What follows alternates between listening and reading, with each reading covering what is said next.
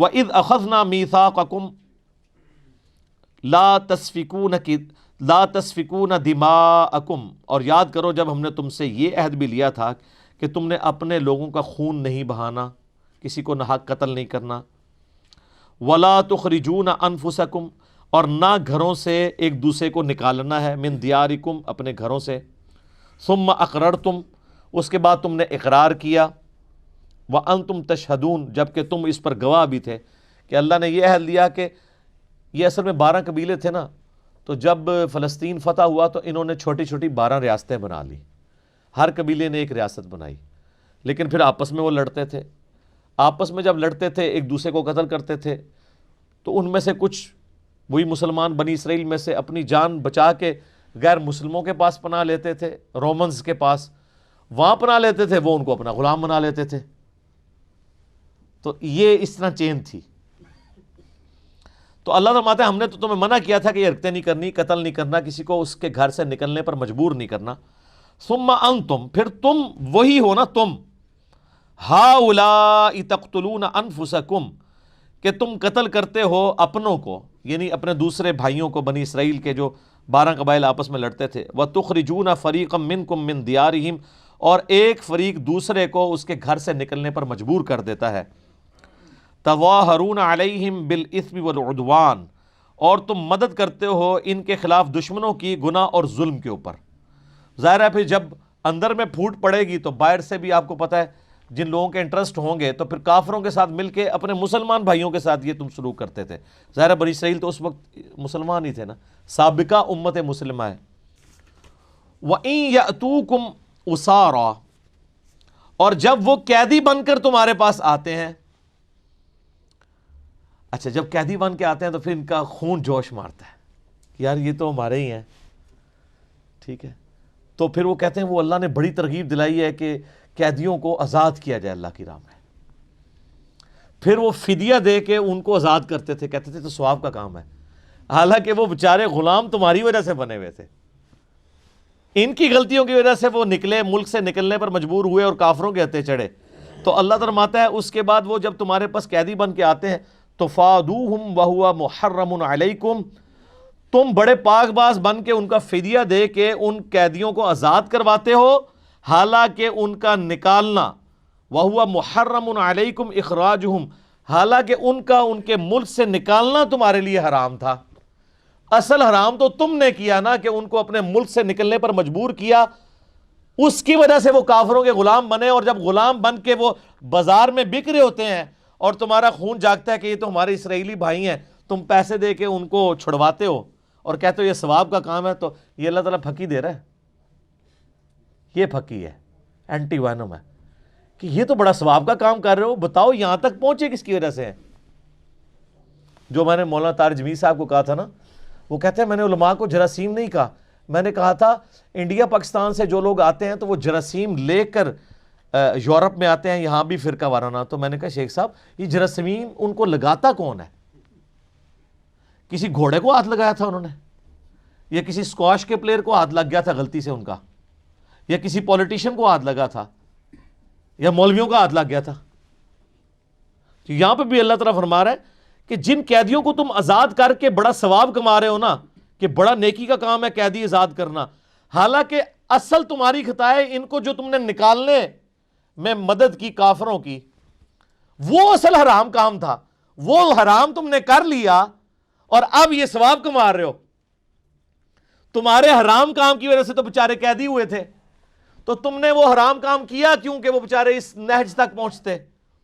اب آ رہا ہے یونیورسل ٹروتھ، آفاقی حقیقت اس کے اوپر، افتؤمنون ببعض الکتاب وتکفرون ببعض، تم اللہ کی کتاب کے کچھ حصے پہ ایمان رکھتے ہو اور کچھ کو چھوڑ دیتے ہو۔ یعنی اس پہ تو ایمان رکھا تم نے کہ قیدیوں کو آزاد کرنا ثواب کا کام ہے، لیکن جو ان کو قتل کر کے یا ان کو مجبور کیا اپنے ملک سے نکلنے پر، وہ بھی تو اللہ نے کتاب میں ہی نازل کیا تھا، اس پہ تو تم ایمان نہیں لے کر آئے۔ آدھے دین اپنی مرضی کا لے لیا اور آدھا دین اپنی مرضی سے چھوڑ دیا، اور یہ سب کچھ ہم بھی کر رہے ہیں، یہ مسلمانوں کے اندر یہ رائج ہے کہ وہ رمضان شریف کا خدا اور ہوتا ہے اور غیر رمضان کا اور. رمضان میں ماشاءاللہ یعنی ایسی نمازیں پڑھتے ہیں کہ جو پکے نمازی ہیں وہ بھی پریشان ہو جاتے ہیں کہ یار مطلب ہم بھی اس طرح کی نماز نہیں پڑھ سکتے. لیکن جیسے ہی عید کا چاند نظر آتا ہے تو صبح کا بھی انتظار نہیں کرتے, کیونکہ شیطان رات کو جو آزاد ہو جاتا ہے اسی وقت ویلکم کہتے ہیں. اور جناب آپ دیکھ رہے ہیں نوجوانوں کو اسلامی بہنوں کی خدمت کے لیے بازاروں میں گھوم رہے ہوتے ہیں, ٹھیک ہے, کسی نے سودا کسی کا وزنی ہو تو جا کے مدد کر دیں, اس لیے جا رہے ہوتے ہیں نا. تو یہ چند دین کے چند حصوں پہ عمل کرنا, بعض کو عمل کرنا, بعض کو چھوڑ دینا, یہ ہر جگہ اپلائی ہوتا ہے. قرآن اس لیے تو استعمال ہو رہا ہے کہ جی اس کی تلاوت کی جائے, اور جو اصل مقصد تھا اس پہ عمل کرنا وہ چھوڑ دیا. وہ بھی تو قرآن ہی کہہ رہا تھا نا, یہ قرآن اس لیے نازل ہوا ہے تاکہ اس پہ تدبر کرو, اس سے نصیحت حاصل کرو. سورہ صاد کے اندر وہ چھوڑ دیا اور کہا جی قرآن میں ہے کہ جی تلاوت کرو اس کی, قرآن حکیم کی, جیسا کہ تلاوت کرنے کا حق ہے, ٹھہر ٹھہر کے پڑھو. یہ عمل ہو رہا ہے, جو اصل مقصد تھا وہ چھوڑ دیا. اسی طریقے سے آپ احادیث کی کتابوں میں بھی آ جائیں, اگر نماز کے طریقے کی بات کریں کہ جی بخاری مسلم میں نماز کا طریقہ جو ہے وہ اس طریقے سے لکھا ہوا ہے, رکوع میں جاتے وقت اٹھتے وقت رفع الیدین, وہ کہتے ہیں آپ اس کو چھوڑ دیں, یہ تو اگر ہم کریں گے تو میرے ماں باپ کیا کہیں گے, میرے رشتہ دار کیا کہیں گے, محلے کے مولوی صاحب ہی ہمیں پکڑ لیں گے. ہاں بخاری مسلم سے آپ کو درود شریف کی فضیلت بتا دیں, کوئی دعا سکھا دیں, وہ کہیں گے ہاں جی یاد کر لیتے ہیں, اپنی مرضی کا دین لے رہے ہیں. تو اب وہ یونیورسل ٹروتھ آ رہا ہے کہ جو لوگ اپنی مرضی کا دین لیتے ہیں, یہ ٹروتھ صرف بنی اسرائیل کے لیے نہیں ہے, قیامت تک کے لیے. یہ سورہ بنی اسرائیل میں آگے جا کے ڈیٹیل چیزیں بھی آئیں گی. یہاں پہ سورۃ البقرہ میں سٹارٹ میں یہ جو بنی اسرائیل کے اوپر قرارداد جرم اللہ تعالیٰ نے ان کا مقدمہ کھولا ہے, وہ اس لیے کہ تاکہ امت محمدیہ صلی اللہ علیہ وآلہ وسلم کے لیے عبرت ہو کہ تم لوگوں نے بھی یہ کام نہیں شروع کر دینا ہے جو کر لیے ہیں. اللہ کو پتا تھا یہ ہونا ہے, لیکن اللہ تعالیٰ نے خبردار کر دیا. جس طرح اللہ کو پتا تھا کہ فرقے بننے ہیں, نبی علیہ السلام کے ذریعے بتا دیا, لیکن اس سے روک دیا کہ تم نے اس سسٹم کا حصہ نہیں بننا. وَاعْتَصِمُوا بِحَبْلِ اللَّهِ جَمِيعًا وَلَا تَفَرَّقُوا.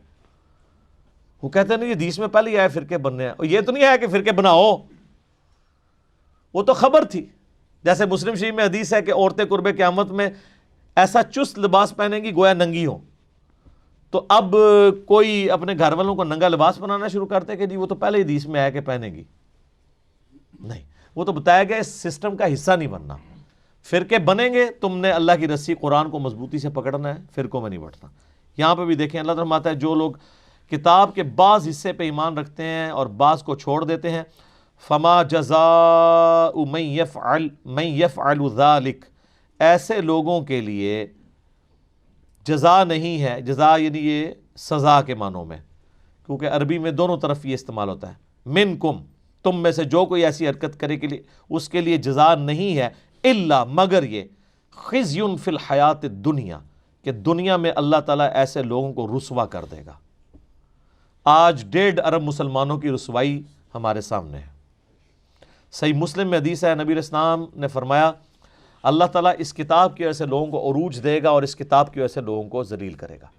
صحابہ کرام علیہم رضوان کو, اہل بیت کو عروج اس کتاب کی وجہ سے ملا, اور بعد والوں نے اس کتاب کو چھوڑا تو ذلت اور خواری. اللہ نے فرمایا تھا کہ بعض حصہ بھی کتاب کا چھوڑ دیا تو مارے گئے, ہم نے تو کتاب کا اکثر حصہ چھوڑ دیا ہوا ہے.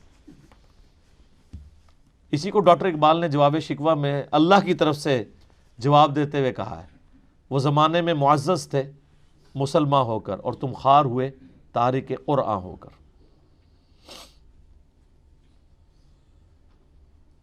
وَيَوْمَ الْقِيَامَةِ يُرَدُّونَ إِلَىٰ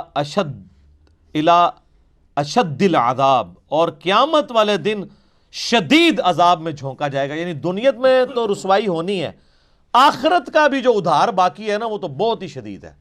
دنیا میں تو یعنی زیادہ سے زیادہ کوئی کتنا جی لے گا رسوائی کے لیے, 60 70 80 سال, لیکن آخرت کا جو عذاب ہے وہ تو بہت شدید بھی ہے, لمبا بھی ہے, وہ ابھی باقی ہے.